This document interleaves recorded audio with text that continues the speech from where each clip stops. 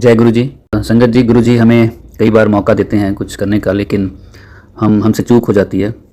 हम सही टाइम पे कोई एक्शन नहीं ले पाते हैं, लेकिन बाद में एहसास होता है कि गलती हो गई है। बद्दी मंदिर बना हुआ था तो कोई कभी स्टाफ आ जाता था, कभी स्टूडेंट आ जाता था, कोई ना कोई आता रहता था। तो शाम को ऐसे ही एक लड़का भी आया, स्टाफ था वो, मुझे लगता है 21-22 साल का होगा उस वक्त। वो आके बैठा और उसके बाद उसकी बड़ा ऐसे देखने लग गया और तरह के उसके एक्सप्रेशन हो गए, सारा कुछ। तो उसको गुरु जी के दर्शन हो गए गद्दी पे बैठे हुए, और हमारे लिए बड़ी नई सी बात थी ये। उसके बाद उसको उठाया और उठा के उसके रूम तक लेके गए और ठंडा पानी पिलाया उसको, सर्दियों में बर्फ़ डाल के। 2-3 दिन उसकी तबीयत हल्की रही, ख़राब रही थोड़ी सी। वो कहता कि मैं इतनी हीट, इतनी लाइट मैं देख नहीं पाया, इतनी चमक थी गुरु जी के चेहरे पे, पूरा रोशनी से भरा हुआ था सब, कि मैं देख ही नहीं पाया। लेकिन उसने उसके बाद कहा कि मुझे गुरु जी इस तरह से दर्शन नहीं देना कभी भी, क्योंकि मैंने इन चीज़ों में नहीं पढ़ना है, मुझे अपना घर परिवार देखना है, मुझे इस तरफ नहीं जाना है, आप प्लीज़ मुझे दर्शन मत देना। तो खैर उसके बाद गुरु जी ने फिर उसको दर्शन नहीं दिए, और थोड़े टाइम के बाद उसने कॉलेज छोड़ दिया, वो चला गया कहीं और। 1-2 साल तक मैं बोलता रहा उसको कि आया कर, एनुअल सत्संग में ही आ जाया कर कम से कम, लेकिन वो सुनता ही नहीं था। वो एक तरह से भाग ही गया, डर के कह लो आप, कि नहीं मुझे इस तरफ नहीं जाना है। तो फिर मैंने भी कहना छोड़ दिया। अभी 2024 में फरवरी या मार्च की बात होगी, उसका मुझे फ़ोन आया। तो मैंने कहा तूने कैसे याद कर लिया भाई? तो कहता मुझे तो गुरुजी ने बचाया है, बस डॉक्टर्स ने मना कर दिया था। मैंने कहा क्या हुआ? कहते मेरी बस हालत बहुत ज़्यादा ख़राब थी। उसने बताया क्या हुआ था उसको, और डॉक्टर्स ने कहा था कि 10% ही चांस है इसके बचने के। आगे से आगे उसको भेज दिया था और पीजीआई चंडीगढ़ भेज दिया कि हाथ से बाहर है, इसको कुछ भी हो सकता है। लेकिन अभी खैर मैं कहता रिकवरी मोड पे हूँ, तो मुझे बड़े मंदिर जाना है। उसने पूछा कब कब खुलता है, तो मैंने बताया। वो जाके आया, लंगर प्रसाद लेके आया। फिर एक बार गया, अभी दोबारा लंगर प्रसाद लेके आया, और फिर उसने एक गुरु जी का स्वरूप लिया और उसको फ्रेम करवाया और उसको अपने घर लेके गया, वो लगाया 14-15 साल के बाद।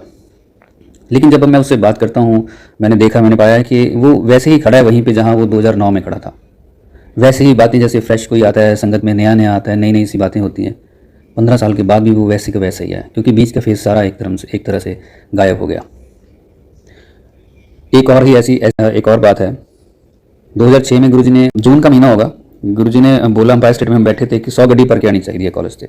और हम सारे, जैसे हम ये कई बार सत्संग शेयर कर चुके हैं, हम लग गए इधर उधर सबके साथ सत्संग करने। तो मैंने अपने रिलेटिव्स के साथ किया, तो कुछ तैयार हो गए जाने के लिए, वो गए भी, लेकिन उन्होंने सबका रिस्पॉन्स ऐसे ही था कि ये कोई गुरु है, इस तरह से होता है। चलो खैर, उसमें से एक मेरे बड़े क्लोज रिलेटिव, उनके बेटे के साथ भी मैंने सत्संग किया। खैर उसको मैं गुरुजी के पास लेके चलो, जुड़ गया वो भी, और उसकी शादी हुई। शादी के बाद मैंने कहा चलो यहाँ सत्संग है, उनको लेके गया कि ये सारे जुड़े। और जहाँ लेके गया सत्संग के लिए, वहाँ लंगर प्रसाद में थोड़ा सा टाइम लग गया, लेट हो गया। हम 10-11 बजे रात को घर पहुँचे। मैं अपने घर आ गया, वो अपने घर। अगले दिन उसके फादर का मुझे मैसेज आता है, टेक्स्ट मैसेज, छोटे छोटे फ़ोन होते थे तब। उसमें लिखा था, गुरु को अपने घर तक रखो, हमारे घर में घुसाने की कोशिश मत करो। अब मेरा बड़ा मूड ऑफ हुआ कि यार बताओ, मैं तो कुछ ऐसी गलत चीज़ थोड़े कर रहा था।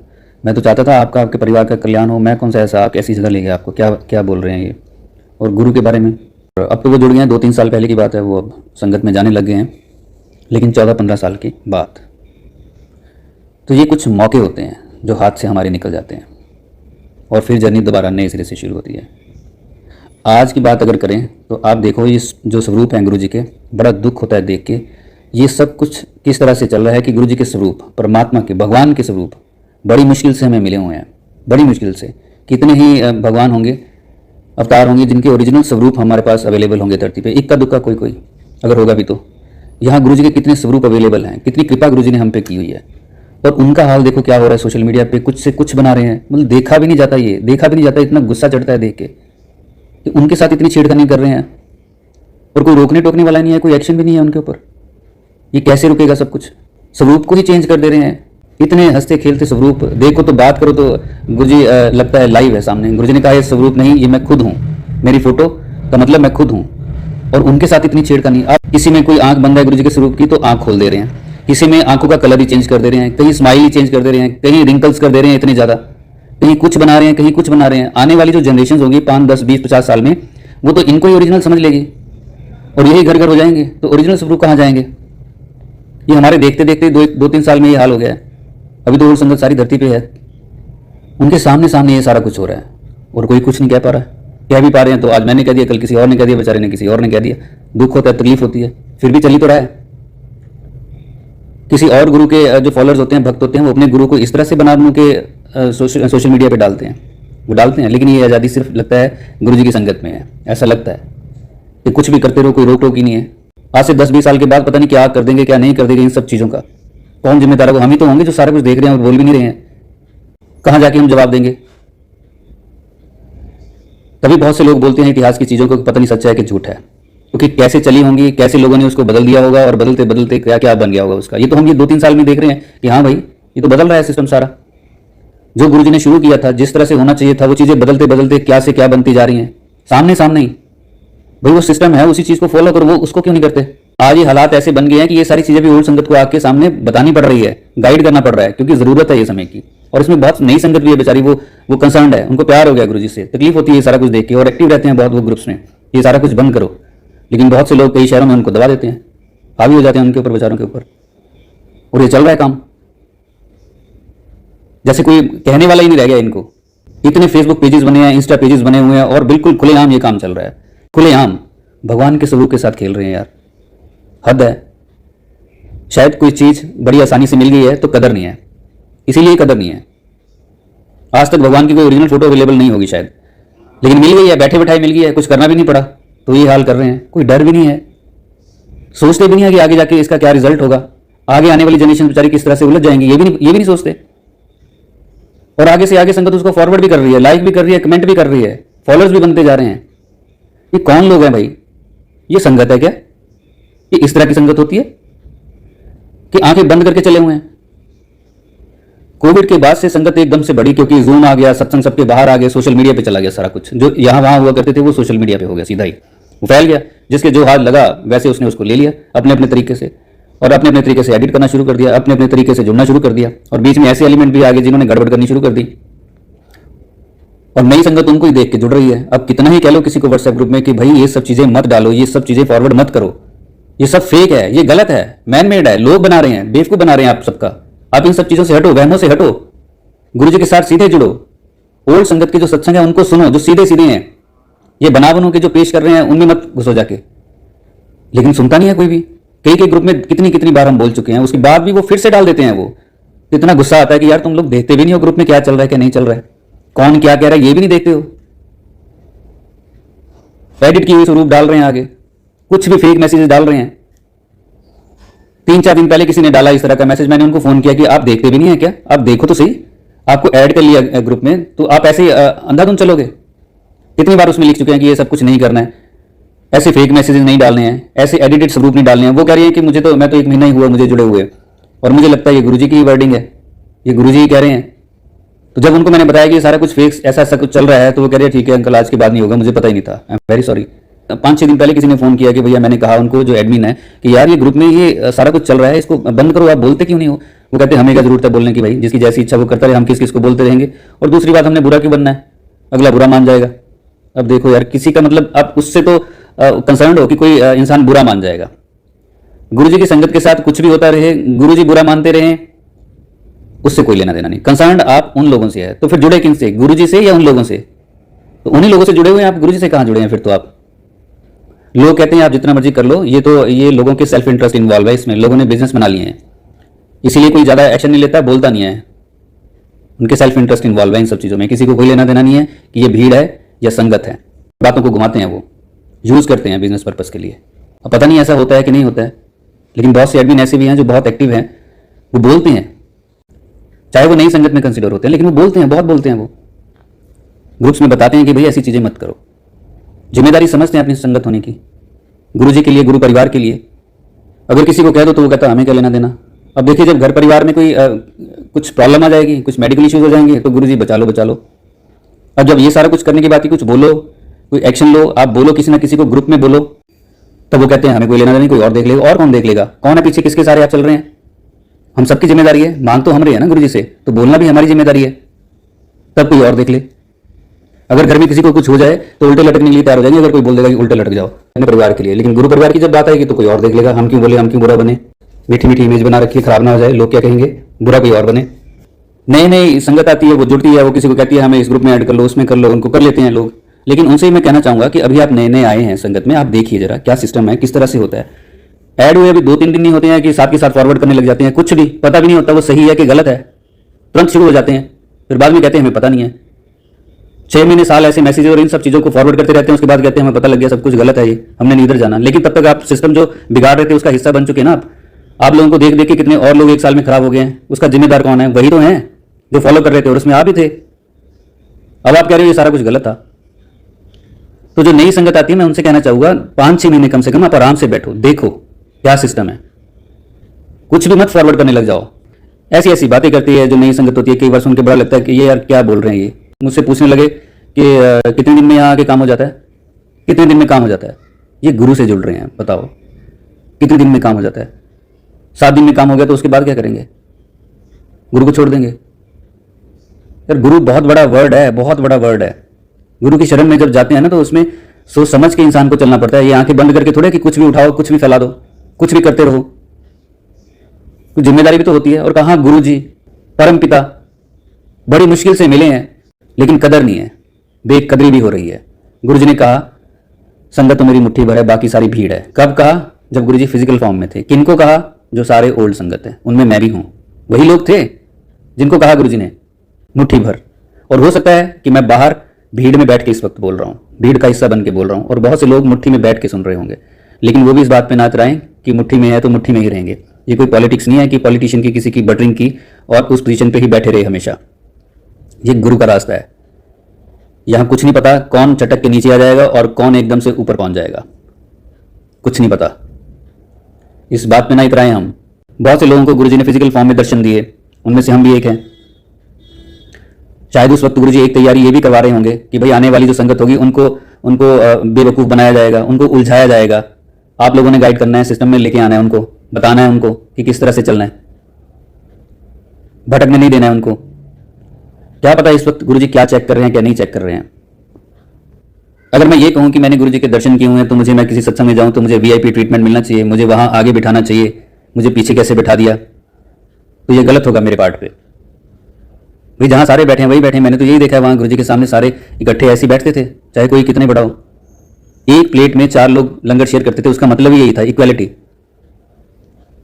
मैं जाके कहूं कि मुझे तो यहां बिठाओ, मुझे आगे क्यों नहीं बिठाया, मुझे वहां क्यों नहीं बिठाया, 4 लोग इधर क्यों नहीं, उधर क्यों नहीं, मुझे क्यों नहीं पूछा, तो ये मेरी गलती होगी। बहुत सी नई संगत है, वो देखती है, वो फील करती है कि यार इनको वीआईपी ट्रीटमेंट मिल रहा है और हमें बताओ ऐसे हैं। हमने उनको इस तरह से थोड़े फील करवाना है। 2020 से पहले, कोविड से पहले बात कुछ और थी, उसके बाद से एकदम से संगत बढ़ी है, इतनी ज़्यादा संगत हो गई है कि खुशी तो होती है कितनी, लेकिन बहुत ऐसी चीज़ें जब देखते हैं तो लगता है कि यार ये सारे तो दिशाहीन है। ऐसे हजरत सा हो गया, कोई किधर कोई कुछ भी कर रहा है, कुछ भी कर रहे हैं। वो जो एक शांति थी, जो एक तरीका था गुरुजी के पास बैठ के वो सत्संग का, वो नज़ारा था, वो कहीं ना कहीं ऐसा लगता है खोता जा रहा है। कितना ओल्ड संगत को बोलना पड़ रहा है बाहर आके, कितना बोलना पड़ रहा है कि सिस्टम में आ जाओ। कई बार तो ऐसा लगता है कि गुरुजी अगर फिजिकल फॉर्म में होते तो लोग बटरिंग कर रहे होते, अभी भी गुरुजी के पास जाके बताते तब गुरुजी को जाके कि गुरुजी आपके स्वरूप का देखो क्या हाल कर दिया, मुझे बहुत गुस्सा चढ़ा, मेरी तो हाथापाई होगी, मैं तो बहुत बोला। नंबर बनाते, बटरिंग करते, या अपने एरिया में कुछ इस तरह से लड़ते झगड़ते ऐसे लोगों के साथ जो एडिटिंग कर रहे होते, जो ऐसे मैसेजेस, फेक मैसेजेस फैला रहे होते, उनके साथ लड़ते, ताकि अगर दिल्ली ना जा पाओ गुरुजी के पास तो वहां बैठे गुरुजी एम्पायर स्टेट में, वहां तक उनके पास बात पहुंच जाए कि फला बंदा अपने एरिया में लड़ रहा है। ये नंबर बनाने के तरीके हैं। यकीनन आज भी शायद ऐसे लोग होते, अगर गुरुजी फिजिकल फॉर्म में होते तो ये सारा कुछ हो रहा होता, क्योंकि ऐसे ऐसे लोग भी हमेशा ही रहते हैं। जो जहां बैठा है बोल सकता है वो तो जरूर बोले। कोई कहे कि मैं बिजनेसमैन हूं, मेरे पास टाइम नहीं है, कोई कहे मैं नौकरी पेशे वाला भाग दौड़ कर रहा हूं, सारा कुछ कर रहा हूं, मेरे पास टाइम नहीं है। अगर सच में नहीं है तो अलग बात है। अगर ये सिर्फ बहाना है तो फिर जब हम गुरुजी से मांगते हैं मेरे बच्चों को बचा लो गुरुजी, मेरी बीवी को, मेरे हस्बैंड को, मेरे मम्मी पापा को, तब ये सोचे कि जब गुरुजी की बारी थी, संगत में कुछ करने की बारी थी, तब हम ये ऐसे बहाने लगा रहे थे। अगर जेन्युइन प्रॉब्लम है तो बात खत्म है। बहुत से लोग इस टाइम हॉस्पिटल में बैठे होंगे, वो सुनेंगे तो उनको बेचारों को उस टाइम तो उस जो प्रॉब्लम है उसमें से निकलना है, बाकी बातें तो बाद की है। चलो ये मान लिया कि उनकी ये दिक्कत है, परेशानी है, बहुत से घरों में ऐसी ऐसी प्रॉब्लम्स हैं, फिजिकल प्रॉब्लम्स हैं, लोग फंसे हुए हैं बेचारे, कोई बीमारियों में कहीं कुछ। मैं उनको तो इस टाइम नहीं कुछ कहना चाहता क्योंकि वो तो बेचारे खुद फंसे हुए हैं, लेकिन जो बिल्कुल एक्टिव है सोशल मीडिया पे, उनके लिए तो है कम से कम वो तो बोलें, वो रोके तो सही। मैं तो जितने भी एडमिन्स हैं उनको रिक्वेस्ट करता हूँ हाथ जोड़ के कि प्लीज़ आप एक्टिव हो जाइए, आप देखिए आपके ग्रुप में कौन क्या लिख रहा है, पूछिए तो सही। ये सेवा है। इकट्ठे तो हमने संगत को कर लिया, लेकिन उसके बाद उनको दिशा भी तो देनी, ये भी तो हमारी जिम्मेदारी है। वो बेचारे कोई किधर को है, कोई किधर को है, उनसे पूछिए कि आपने ये मैसेज डाला है, गुरुजी ने आपको मैसेज दिया है, खुद दिया है? कैसे बोले गुरुजी आपको? कैसे कैसे बहनों में आप संगत को डाल रहे हो?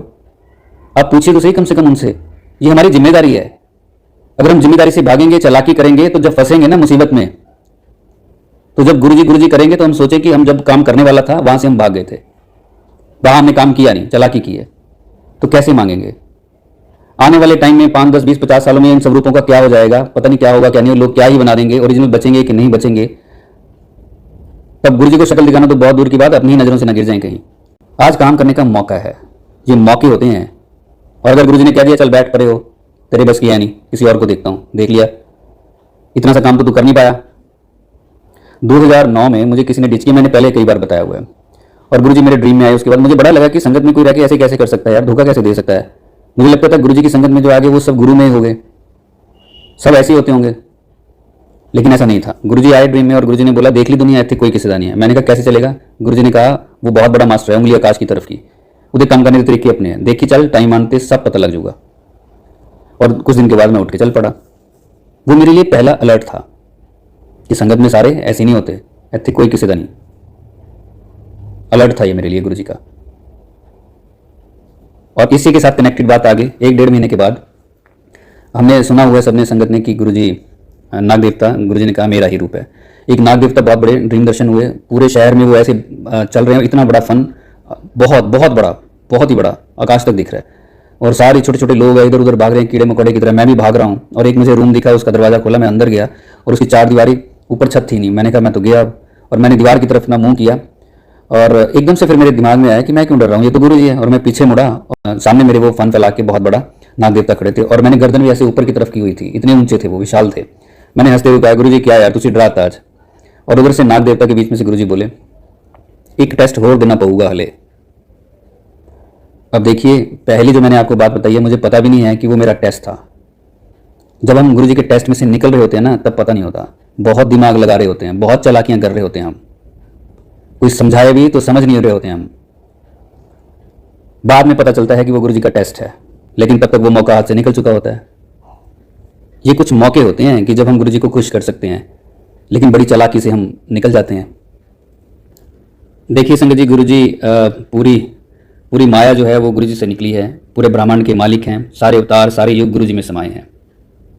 गुरु जी कौन सा पासा फेंक के कौन सी उलझन क्रिएट कर दे, कौन सा टेस्ट सामने रख दे, कोई नहीं जानता। और गुरु जी फिर चेक करें कौन कहाँ खड़ा है, कौन क्या कर रहा है। और जब गुरु जी उलझन क्रिएट करते हैं तो एक रास्ता उसमें से निकलने का भी तैयार रखते हैं, बना के देते हैं। ये तो हम सबके ऊपर डिपेंड करता है कि हमने उस उलझन में फंसे रहना है या उससे बाहर आना है। संगत जी, ये हम सबकी जिम्मेदारी है, चाहे ओल्ड है चाहे न्यू है, क्योंकि मांगते भी हम गुरु जी से ही है। उन्हीं गुरु जी से मांगते हैं जिनके स्वरूपों के साथ ये छेड़खानी कर रहे हैं। देखो क्या से क्या बना दिया, कैसे हम माफ करेंगे अपने आप को आगे चल के, हम चीजें अगर बिगड़ गई तो। ये हम सबकी जिम्मेदारी है। जितने भी एडमिन है कम से कम वो जरूर ये करें कि ये सारी चीजों को रोकें, अपने ग्रुप में चेक करें और लोगों को कहें कि ये सारी चीजें मत डालो, ये सारी चीजें फेक हैं, उनको अलर्ट करें। और संगत होने की, गुरु जी की संगत होने की हम अपनी जिम्मेदारी को बड़ी ईमानदारी से निभाएं, क्योंकि अल्टीमेटली जब हम फंसते हैं तो मांगते तो उनसे ही हैं जिनकी संगत को लोग उलझा रहे हैं और जिनके स्वरूप के साथ ऐसी ऐसी छेड़खानियां कर रहे हैं। और जो लोग गड़बड़ियां कर रहे हैं संगत में, वो एक बात तो तय है कि गुरु जी को वो लाइव नहीं समझ रहे हैं, वो सिर्फ फोटो समझ रहे हैं, तभी खेल रहे हैं वो संगत के साथ। लेकिन वो धोखा संगत को नहीं दे रहे हैं, वो सीधा गुरु जी को दे रहे हैं। ये भी ध्यान रहे। इनोसेंट संगत को क्या पता कि कौन बेवकूफ बना रहा है, लेकिन उनके मालिक गुरु जी वो देख रहे हैं कि उनकी संगत के साथ कौन खिलवाड़ कर रहा है, कौन चालाकियां कर रहा है। एक दिन सब पकड़े जाएंगे, तब जवाब नहीं आएंगे किसी को। बहुत सी संगत ये कहती है जब तक ये सोशल मीडिया से जो बहकाने वाली, उलझाने वाली बातें हैं, ये सारी की सारी एक रिमूव नहीं हो जाएंगी, तब तक कुछ नहीं हो सकता। क्योंकि नई संगत फिर से आ जाएगी, पुरानी अगर समझ भी जाएगी, जो जुड़े हुए हैं उनसे वो हट जाएंगे, नहीं जुड़ जाएगी, अगले महीने और आ जाएंगे, उससे अगले महीने और आ जाएंगे, वो ऐसे ही उलझते जाएंगे। कब तक ऐसे चलता रहेगा? ये सारी चीजें एकदम से रिमूव होनी चाहिए सोशल मीडिया से, जो भ्रमित कर रही हैं। बाकी जिसकी जैसी इच्छा, सवारी अपने सामान की खुद जिम्मेदार है। जय गुरु जी।